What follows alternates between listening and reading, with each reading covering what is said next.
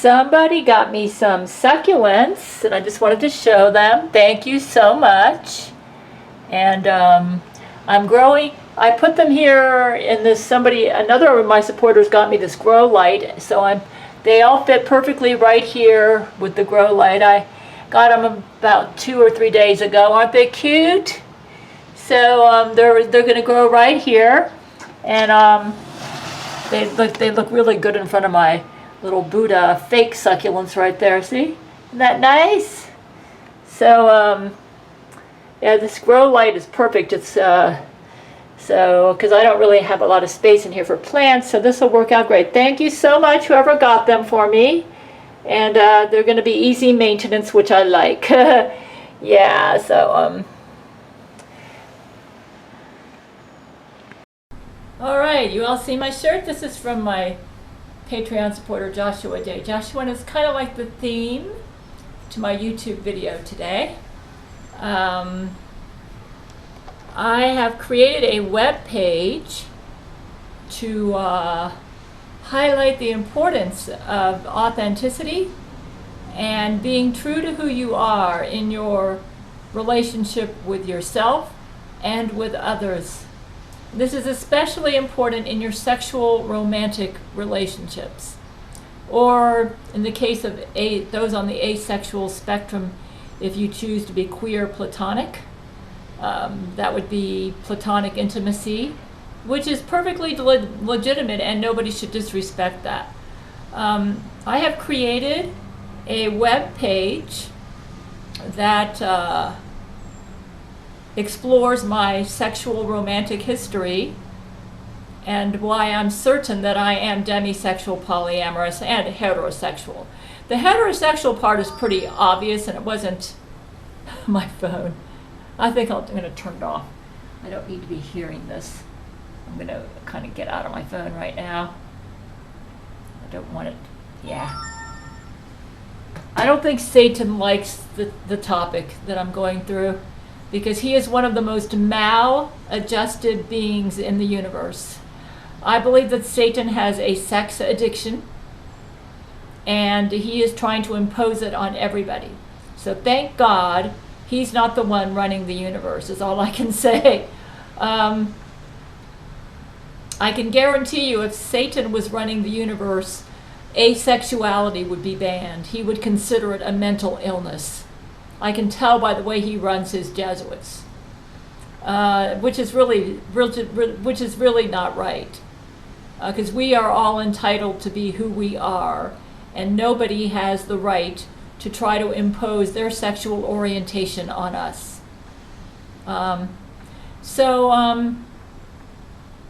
Yeah, I've been going forward on Bible for Future Saints, which is going to be my personal Bible. I wish this camera would make up its mind. I might take autofocus off if this continues.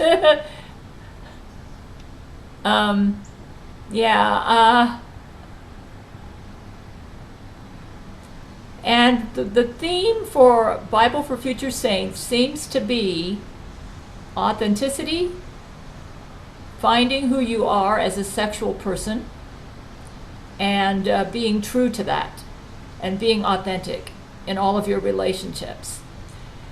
This was actually Jesus Christ's problem. Now, I did make a video about 2 months back where I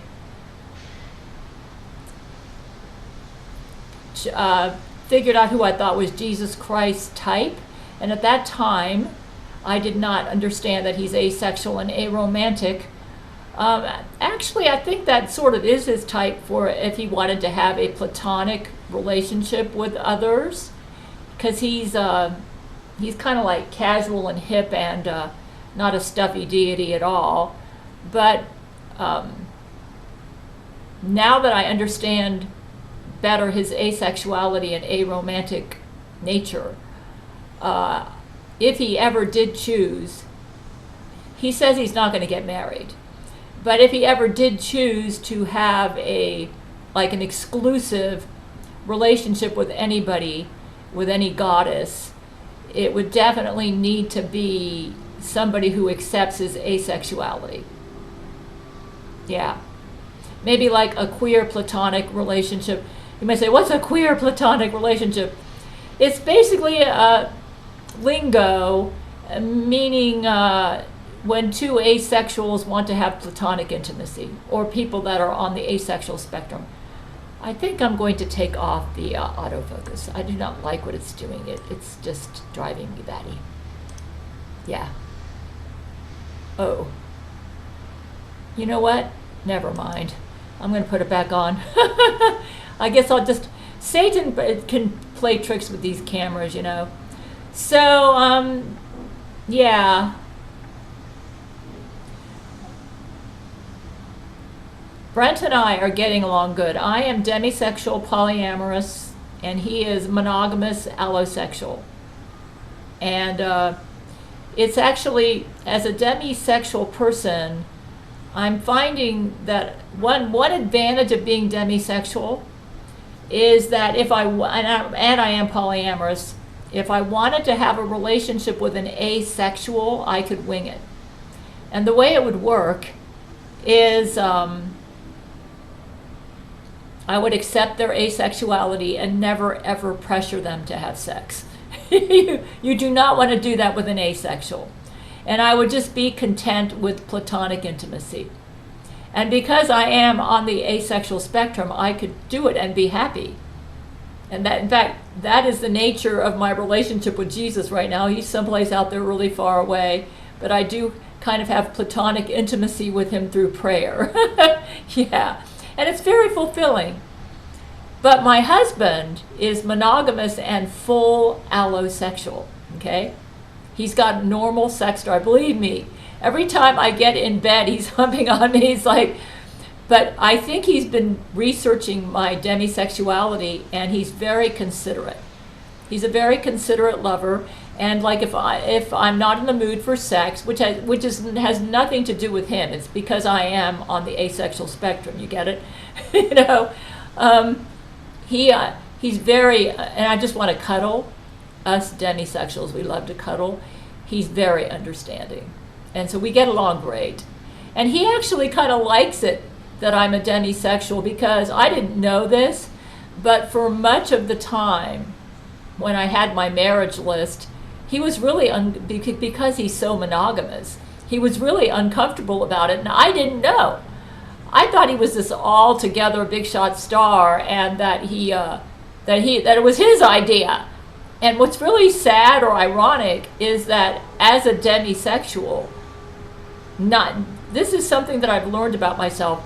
90% of the time that I had brain-to-brain sex with the men on my marriage list, I did it out of obligation. I wasn't sexually attracted to the man I was doing it with. I will not be doing that anymore. I will not be doing that anymore. So that's why I think it is so important, if you are on the asexual spectrum, that you know it. You might say, because just about everybody on the asexual spectrum, if they are not aware that they are on the asexual spectrum, will end up doing that.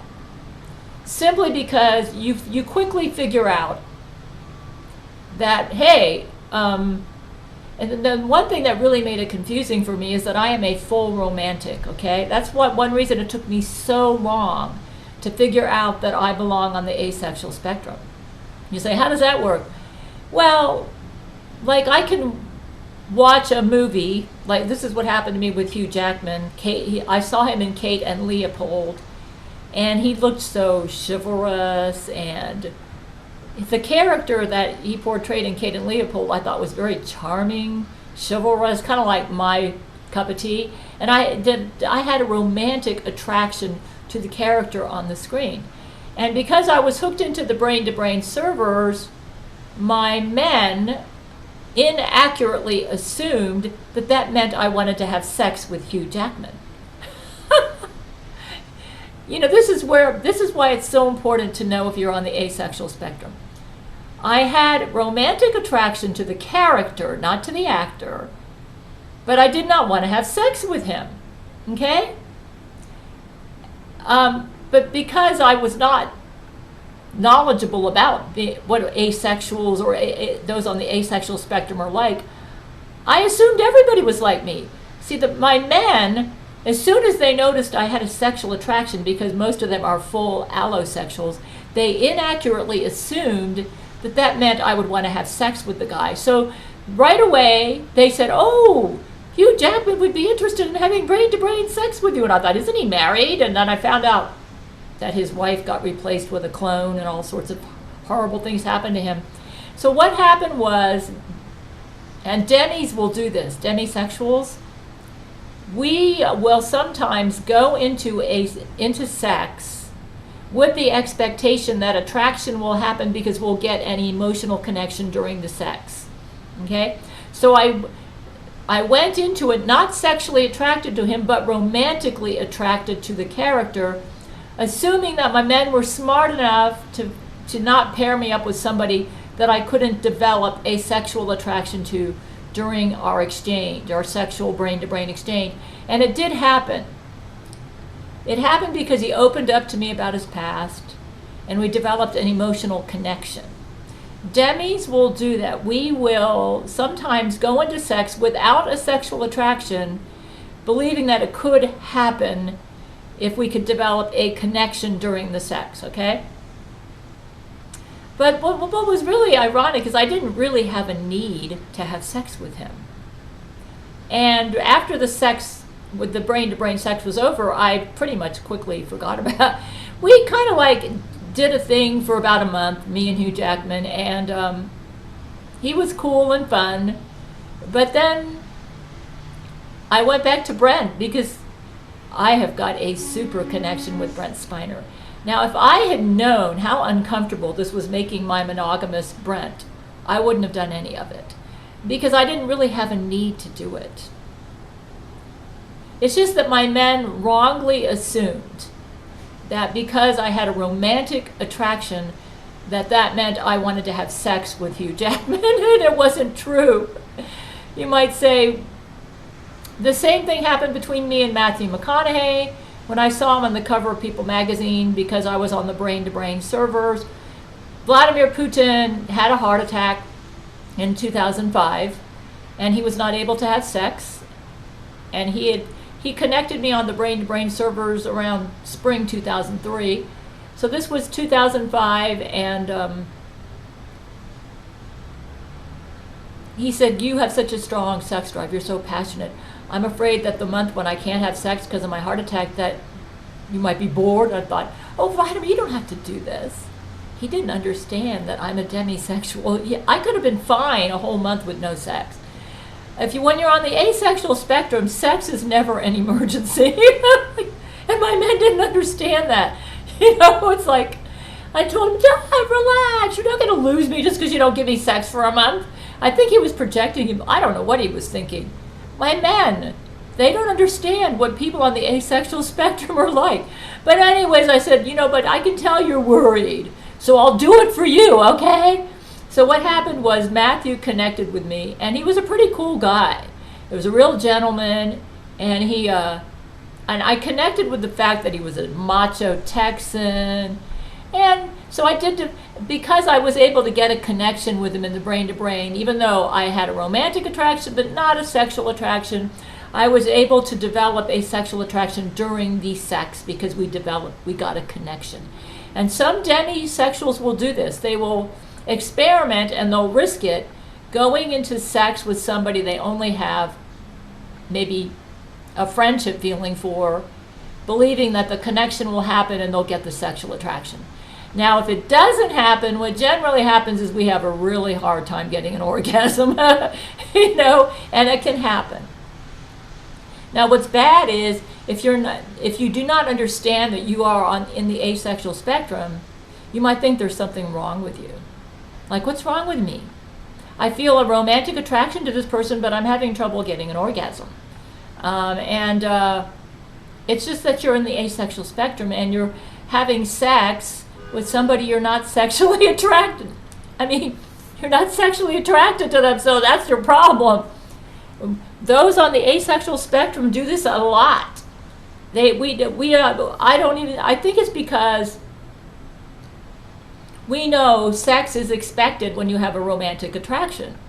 And so we do it because, well, this is what's expected. I've got a romantic attraction. I'm supposed to have a sexual attraction.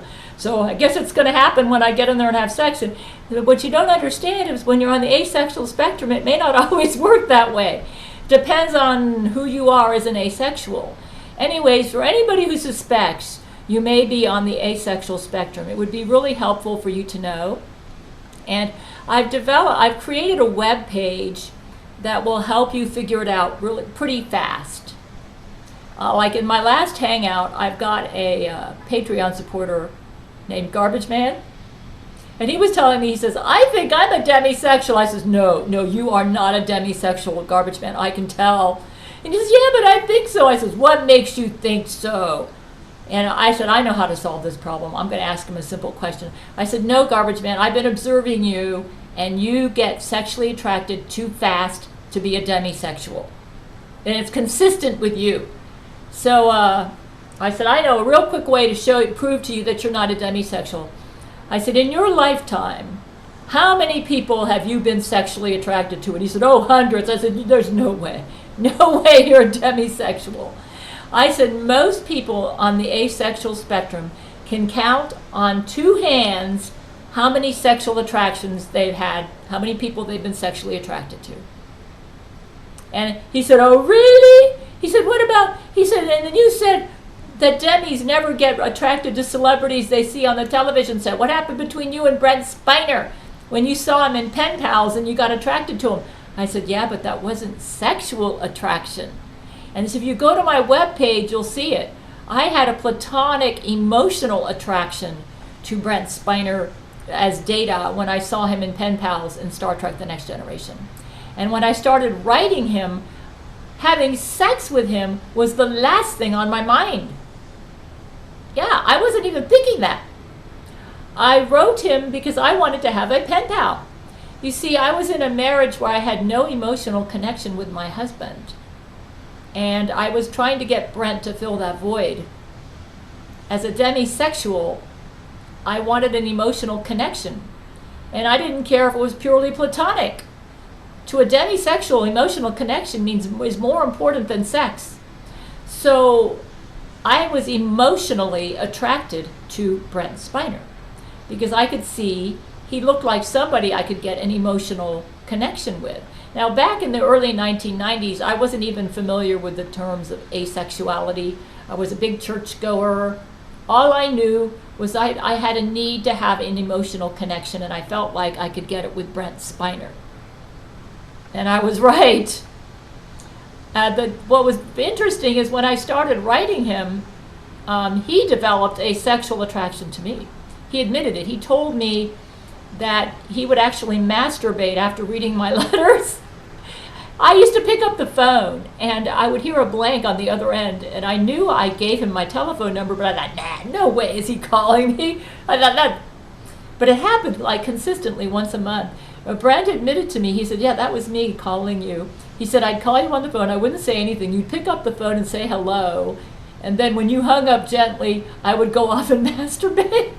I guess he just wanted to hear my voice.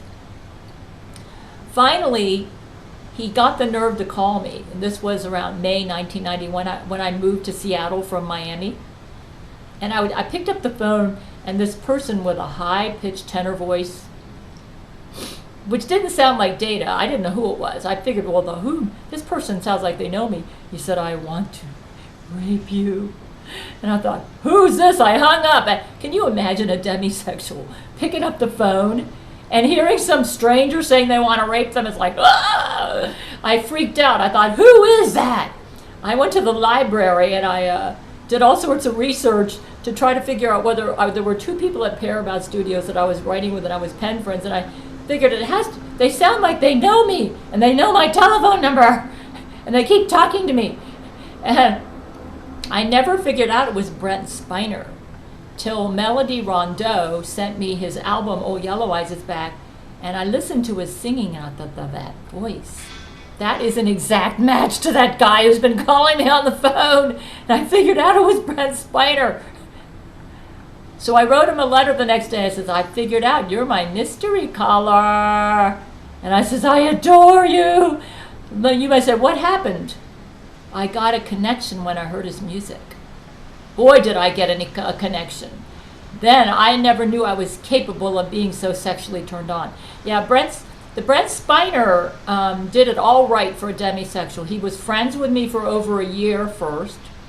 He made me a music album and sung and made himself transparent and emotionally vulnerable, which really turns on demisexuals.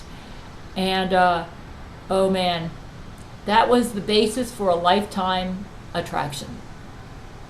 I have never ever had an emotional connection with anyone like I have with Brent. And that's the point.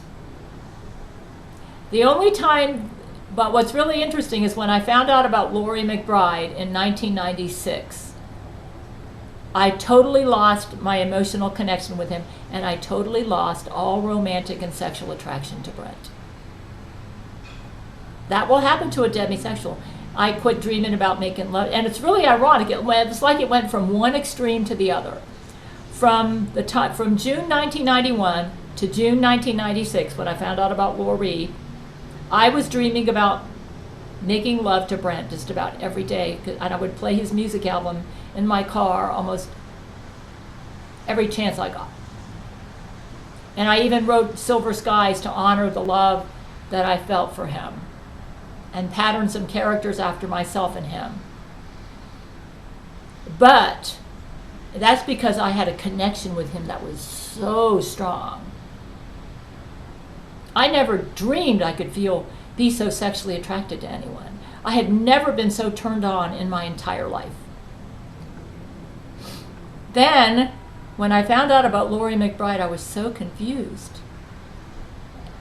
And I cried my eyes out for a month. I said, this doesn't make any sense. And I knew Brent was on my phone.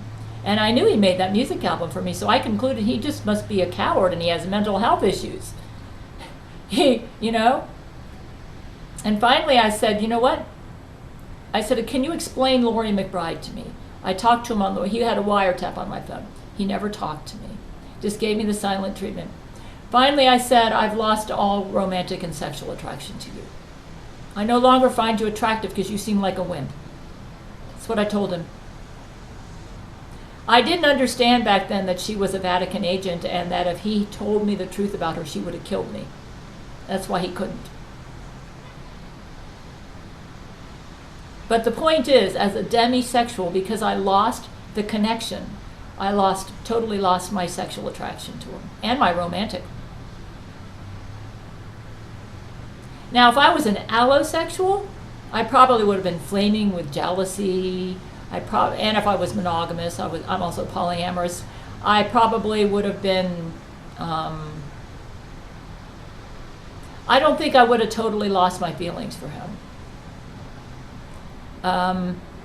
Simply because that's the nature of the allosexual. But when you're on the asexual spectrum, and if you're a demi and you lose your emotional connection, you can totally lose attraction towards your partner. So you might say, you really quit. Yeah, I had no attraction to him from June 1996 till December 1999, when Jesus told me in a still small voice that Laurie was a Vatican agent. And then I got perfect clarity. Then I realized that it was the total opposite of what I thought. That he loved me deeply, that he had this woman and he didn't want her. That she somehow got between us because she was trying to break us up. And then I offered him my hand in marriage, and all the feelings returned.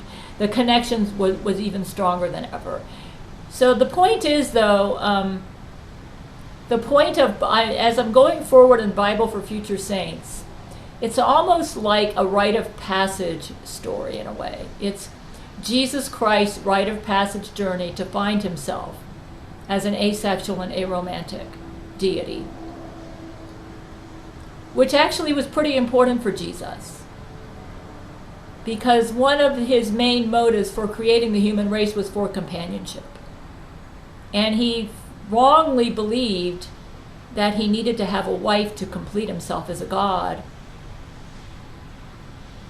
I'm not sure why he had hang-ups about acknowledging the fact that he was asexual and aromantic. I suspect he might have been scared of his father, or his father is called the father, or maybe he wanted to be popular and he was afraid he'd be lonely. The point is, he wouldn't acknowledge it.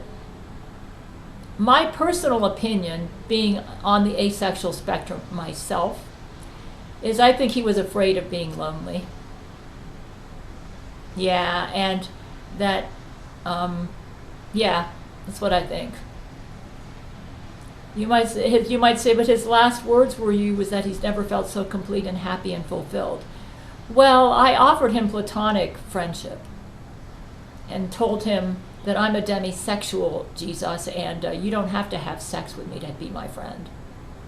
You never did have to have sex with me to be my friend. And I suspect maybe the goddess Lakshmi did the same thing. He really had a thing for her. So I think he realized, because I was willing to be platonic with him, and because Lakshmi, who's monogamous and allosexual, was willing to be platonic with him, that he doesn't have to worry about being lonely. He had the false, he believed the lie, apparently, that his fellow deities and fellow beings in the universe could not accept him if he admitted or was true to his asexuality. And that was a lie that really caused a lot of damage to him and to the universe. Yeah, I'm not sure what happened between Jesus and Satan, okay? He won't talk about it. But I do know for sure he has admitted that he did reject Satan for sex, okay? And that Satan really was angry about this. And that's about all we know. Satan has a gay sexual attraction to Jesus, okay? How it came about, we don't know. But I suspect that because Satan took the rejection of his sexual overtures to Jesus so badly, that Jesus wrongly assumed, and Jesus and Satan were BFF before this happened. I think Satan caused Jesus to wrongly assume that all beings would be like this. So he got in the bad habit of feeling like he was obligated to give those he cared about sex to keep their friendship, which is not a good way to be. Yeah, I think it caused a lot of damage. You might say, you make him sound like a coward. He's not a coward. I think he was just confused. Satan didn't help. But anyways, this is my weekly video, and if any of you out there suspect you're on the asexual spectrum, and one way to tell is look back over your life and ask yourself, I have a web page, go to the web page I created. First of all, you need to understand what sexual attraction is, okay? It's different from romantic attraction, it's different from intellectual attraction, it's different from sensual attraction, and it's different from emotional attraction, and it's different from platonic attraction. There's all different kinds of attractions out there. Sexual attraction is when you have a desire to have sex with another person. Yeah, okay? It's not just sexual desire without a person in mind. Like, if you have a strong sex drive, you can still be asexual. It's when you have a desire to have sex with a specific person, okay? That's sexual attraction. Because you are sexually attracted to them, right? Okay? Jesus doesn't have that for anyone. And I think he actually felt guilty about it. And he tried to drum it up. And it got him into all sorts of trouble. He was trying to drum it up with me as his sex dummy, and he felt like he needed a wife to complete himself. That's because he couldn't accept the fact that he's asexual and aromantic. Actually, he doesn't need a wife. Anyways, Bible for Future Saints, part of it is an exploration of a deity who never was true to who he is. You see? This is the problem he had. He wouldn't be himself. Yeah, he wouldn't be himself. And it led to all sorts of disorders. Satan didn't help. Satan is a sex addict. He has a sexual addiction, a very serious, catastrophic one. And most of the Jesuits who follow him have the same problem. They are sex addicts. A very unhealthy state to be in. The bad news is they think if everybody's not like them, that they're not. Yeah, it's kind of ironic. They want the whole world to be as sexually addicted as they are. It's kind of like, I guess they're worried about not having to go through withdrawal symptoms. Is that it? You know how it is with addictions? The first step to curing an addiction is you got to admit you're addicted. So these Jesuits and Satan will not admit they have sexual addictions. Yeah. They'll probably say, well, you're just an asexual, boring asexual. Well, one advantage of acknowledging that I'm on the asexual spectrum and feeling okay about it is that I'm able to recognize sexual addictions pretty easily now. You say, how did that help? Well, I've noticed that people with sexual addictions don't tend to believe asexuals are telling the truth when we say we don't want to have sex with them. They don't believe it. You say, why not? Because they're living a whole life of denial. It's like if you won't believe the truth about yourself, that you have a sexual addiction, then you're going to have a hard time seeing the truth about everybody else. See, that was Jesus' problem. You say he had a sexual addiction? No, but he wasn't honest about who he is. Until you know who you are and you see yourself accurately, you're going to have trouble seeing other people accurately. Know thyself is the first step to knowing and understanding everybody around you. How can you possibly understand other people if you don't even understand yourself? You know? And that's the problem with Satan and the Jesuits. Yeah. They are, Jesus was living in his false self. So was I. Trying to be an allosexual when I'm on the asexual spectrum. Thinking I was monogamous when I'm actually demisexual polyamorous. You might say, isn't that the same thing? No, they're different.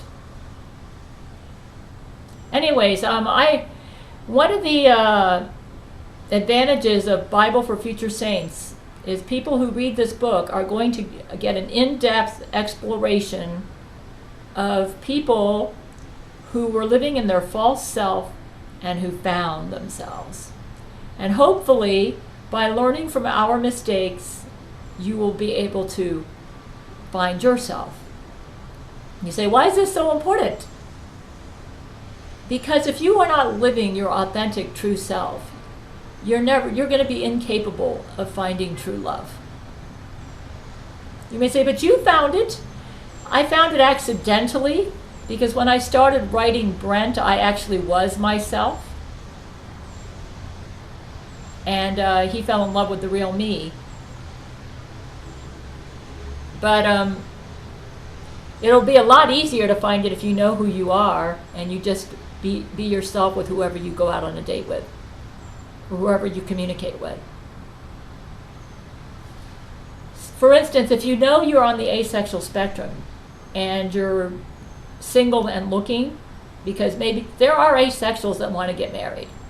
They prefer like a queer platonic relationship, or they want to have kids, or they just want companionship. You can warn your partner, hey, I'm asexual. I'm not really into sex. Or maybe I'm not, if they're aromantic, I'm not into romance. Can you live with that? This is a good way to spare yourself a lot of heartache and wasted time, and to save yourself time. The person can say, nah, I can't handle this. I got to have my sex. I got to have my romance. Okay, Bye-bye. See what I'm saying? Anyways, you guys, thank you so much for these succulents, and check out my webpage. I'm right now about in August 2021 with Bible for Future Saints. I still have to do proofreading and everything. And when I'm done, it's going to be a real exploration in authenticity, finding yourself, and finding love. Actually, Jesus has more love in his life now than he's ever had, because he's learned that he doesn't have to live in his false self for people to love him.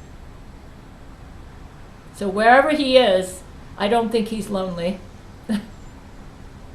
Because I'm certain there are beings out there that love Jesus just the way he is, asexual and aromantic. And I'm really glad that I could be part of helping him find himself. And I'm one of those beings. He doesn't need to change a thing. He doesn't need to give me any sex. And I love him just the way he is. And I often talk to him throughout the day in prayer. And I have a husband who loves me. See, that's the thing. You assume that if you're true to your asexuality that you can't find love, and that's a lie. That isn't true. You just have to have the courage to be authentic and real. Actually, Brent loves my demisexuality. Because I'm demisexual, I'm really picky about who I do it with. And now that I'm being true to myself, he gets like 99% of the sex. So it's like, he's monogamous, and this is working out great for him. It's like, oh, I love having a demisexual wife. You might say, but what about his sex drive? I tell him, well, when my asexuality takes over and I'm not in the mood, my vagina is still available to you. You just got to understand, I may not be able to give you as thrilling an orgasm as you want, you know. Just give me some cuddling and I'll be happy. You just make compromises. It works out. Yeah, it's so important to communicate with your partner. Especially, you know, if your sexual orientations are a little different, communication is key.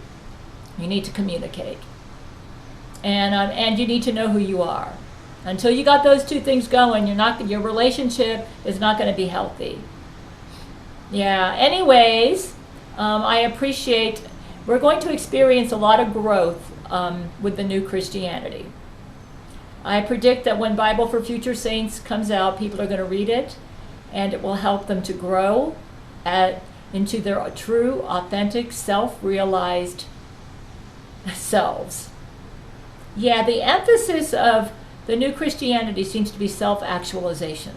Kind of like the top of Maslow's hierarchy, you know? Yeah. It's like Jesus is inspiring us all to find who we are, to be true to the maximum of all that we can be, which I think is an exciting direction for the new Christianity. And Bible for Future Saints, which will be done around Christmas, is going to be going in that direction. So thank you for all my supporters, and I'm excited about the way the new Christianity is going. Even though the Bible prophecies have been canceled, that doesn't mean the future will be any less glorious than the previous version. It's just that we just don't know what the prophecies are, okay? Jesus probably knows. I mean, there could be like an equivalent to the rapture, an equivalent to a millennial reign in the future. Jesus says it's none of our business. Those were his last words before he left us. He just wants us to be focused on the present. And it appears the new focus is on self-realization, self-actualization, and living day by day, very present, doing the Gail commandments, being true to our authentic selves, and being true to true love. You cannot find true love until you're authentic. You got to be real. But you can't be real if you don't know who you are. And that can be a process. So go to my website and check out my pages, and I'll help you along that process.